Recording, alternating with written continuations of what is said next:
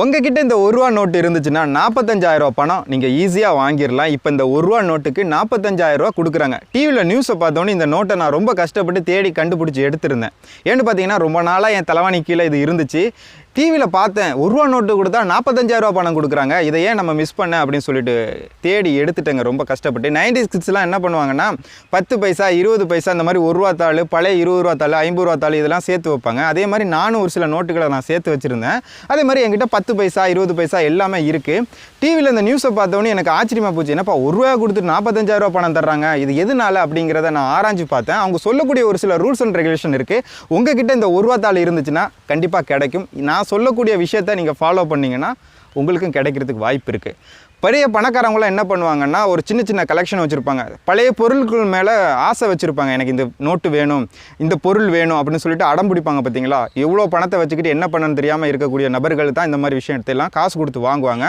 அதே மாதிரி வெப்சைட்டில் வந்துருந்துச்சு, டிவி நியூஸ்லேயும் பார்த்துருந்தேன். அவங்க என்ன சொல்லியிருக்காங்க, ஒரு சின்ன சட்ட சிக்கல் இருக்குங்க. அது என்ன அப்படின்னு பார்த்தீங்கன்னா, ஒரு ரூபாய் நோட்டில் அவங்க குறிப்பிட்ட ஒரு ரூல்ஸ் அண்ட் ரெகுலேஷன் இருக்குது. அதாவது 1957 இப்போது ஒரு நோட்டில் ஒவ்வொரு டேட்டில் அடிச்சிருப்பாங்க. அதே மாதிரி 1957 உள்ள நோட்டுக்கு கண்டிப்பாக 45,000 உறுதியாக கிடைக்கும்.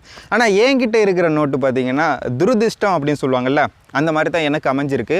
நானும் ரொம்ப கஷ்டப்பட்டு இந்த நோட்டை தேடி கண்டுபிடிச்சி எடுத்தேன். ஆனால் என்கிட்ட இருக்கிற டேட்டு பார்த்திங்கன்னா 1985, அதாவது 1985 உள்ள நோட்டை நான் தேடி கண்டுபிடிச்சி எடுத்திருக்கேன்.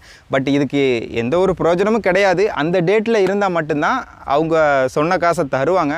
இது ரொம்ப விசித்திரமாக இருக்குது. இருந்தாலும் அவருக்கு ஏதோ பிடிச்சிருக்கு, அதனால் வெப்சைட்டில் ரன் பண்ணிகிட்டு இருக்காங்க. இது ரொம்ப பரபரப்பாக போயிட்டுருக்கு. முக்கியமான விஷயம் நண்பர்களே, உங்ககிட்ட இதே மாதிரி ₹1 தாள் இருந்துச்சுன்னா யார்கிட்டையும் கொடுத்துடாதீங்க. முக்கியமாக டேட்டு செக் பண்ணி பாருங்கள். டேட்டு செக் பண்ணி பார்த்துட்டு கமெண்ட்ரி பாக்ஸில் கீழே உங்களோட கருத்துக்களை பதிவிடுங்க. உங்களுக்கு தெரிஞ்ச நண்பர்கள் யாராவது இந்த ₹1 நோட்டு வச்சுருந்தாங்க அப்படின்னா அவங்கள கேர்ஃபுல்லாக பார்த்துக்கிறங்க. ஏன்னா 45,000 பணத்துக்கு ஆட்டை கூட போட்டுட்டு போகிறதுக்கு வாய்ப்பு இருக்குது. ஸோ உங்களுக்கு தெரிஞ்ச குரூப்புகளுக்கெல்லாம் அந்த வீடியோ ஷேர் பண்ணுங்கள். டிவியில் நியூஸை பார்த்தோன்னே நான் ரொம்ப சந்தோஷமாக இருந்தேன். லாஸ்ட்டில் ஒரு விஷயம் சொன்னது தான் எனக்கு பிடிக்காமல் போச்சு.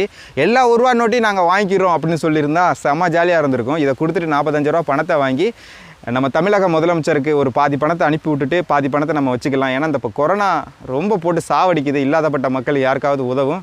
ஆனால் இப்படி போனது தான் எனக்கு மனசுக்கு சங்கட்டமாக இருக்குது. பழைய காசுலாம் ரொம்ப கஷ்டப்பட்டு சேர்த்து வச்சுருப்பீங்க, அதெல்லாம் பத்திரமா வச்சுக்கிறீங்க. என்றைக்காவது ஒரு நாள் அதுக்கான வேல்யூ கண்டிப்பாக கிடைக்கும். இப்போ வந்துச்சு பார்த்தீங்களா இந்த ₹1 நோட்டுக்கான மதிப்பு, அதே மாதிரி வருங்காலத்தை வர்றதுக்கு வாய்ப்புகள் இருக்குது.